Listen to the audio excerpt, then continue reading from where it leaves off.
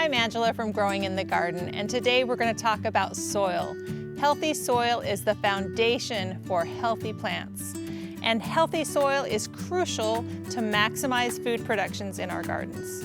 Most of us aren't blessed with a perfect soil in our backyard, so in today's video I'm going to give you tips to make the most of what you have.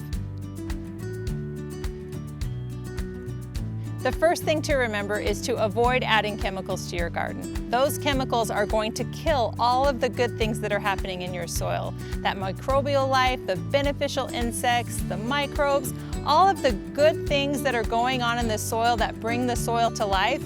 Chemical fertilizers and other chemicals can harm those and the environment. Instead of adding chemicals to your garden, think about amending it with organic matter. Things like compost and worm castings are going to feed those microbes in your soil, and they in turn are going to turn that into food for your plants.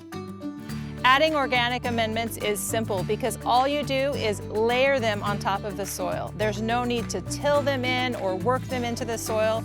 That can actually do more harm by disturbing that good microbial activity that's going on beneath the soil surface.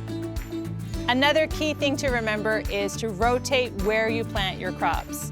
It might be convenient to plant the same crop in the same location each year, but it's super convenient for the bugs and pests too. They know exactly where those crops are. Rotate where you plant different types of crops. This can also help your soil so it's not depleting the same nutrients from those same crops each season. Adding mulch is an easy way to benefit your soil. It keeps the soil covered and prevents erosion. It keeps the temperature down and helps prevent moisture loss. An added benefit, there's a lot less weeds when you add mulch. Implementing these simple tips will help you improve your soil and your harvest. For more soil tips, head to kellagarden.com.